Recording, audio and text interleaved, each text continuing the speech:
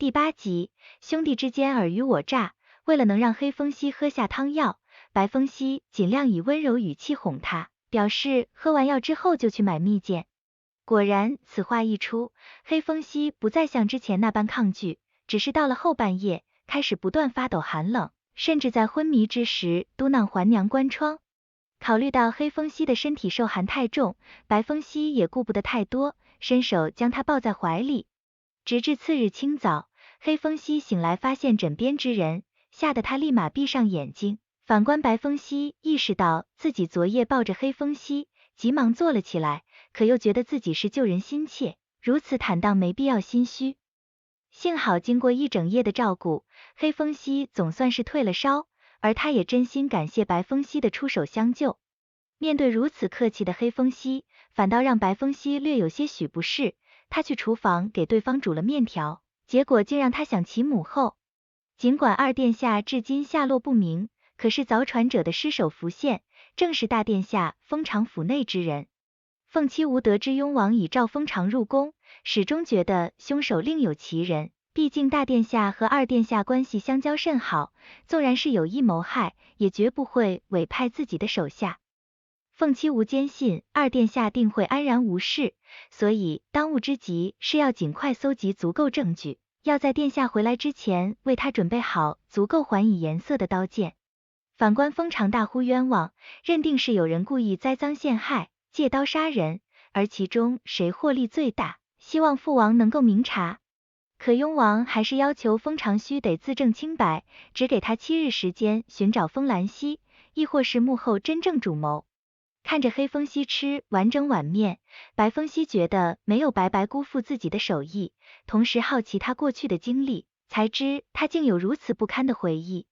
尽管黑风息生在大家族里，可他却很少感受到亲情，表面风光之下，也不过是个可怜人。黑风息向白风息解释还娘的身份，虽然白风息看似不在意，实则内心窃喜。风举得知父王没有重罚大殿下，不由慌了神，唯恐会查到自己头上。而在另一边，雍王也在分析凶手的身份，其实心里有了大概的答案，一时之间又不知该如何处理，只得感慨自己当年经历过的事，这些孩子们都要重新经历一遍，这便是生在王室的宿命。任如松闻讯匆忙赶来，听闻二殿下依旧没有音讯，气得他恨不得当场杀了小儿子，怒斥其护主不利，同时也自觉愧对先王后，跪在湖边悲痛欲绝。至于大殿下封长同样心急如焚，既期望早点寻得二弟，又不希望看到他的尸首。正因黑风息睡了将近10个时辰，白风息故意逗鸟将他吵醒，看着他乖乖喝了汤药，这才逐渐安心。白郎华趴在窗边偷看，不小心弄出动静，白风息倒是不以为然，考虑到近几日都在船上实在枯燥烦闷，索性答应让师弟将船靠岸。到了附近的集市，白风息带着黑风息东瞧西逛，并且给他买了红糖包子，美名其曰补血。只不过白风息从未想到当地的如玉轩竟是饮泉水榭据点，而黑风息让掌柜传话回雍京，同时送给白风息一套衣裳，亲自为他戴上发簪，再三叮嘱不许换钱买酒。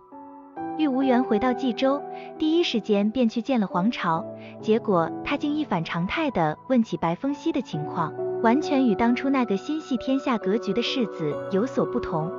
也正因如此，玉无缘猜测黄巢喜欢上白风息，尽管黄巢立马否认，可他对白风息所流露的欣赏确实不假。黄巢想到关于玄吉令的事情，于是便让玉无缘反复确认，最终证实手里这枚玄吉令是仿制，从而怀疑这期间有人调包。之前听闻黑风息出现在轩山，后来又救了白风息，不免让人产生怀疑，但是玉无缘坚信此事与他无关。此后一连多日，依旧是寻不得封兰溪半点线索。属下王元妄图用一具外形相似的尸首充当二殿下，封举别无他法，只得下令再找几个和尚做法事。雍王觉得封兰溪生还希望渺茫，于是将搜寻人员减半，但是凤七无觉得此事不妥。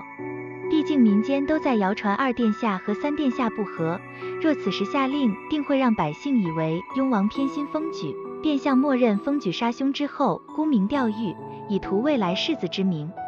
虽说施粥之事可为，但不能由三殿下主持，而是应由雍王主持。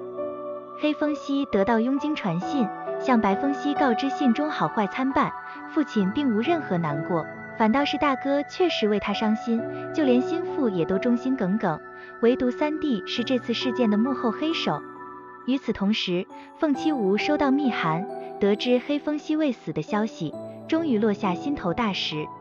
由于水土不服，导致白狼华患了伤寒之症，急需寻找大夫医治。黑风息建议让他们先去雍京，可以介绍最好的大夫，等到病好再回天双门也不迟。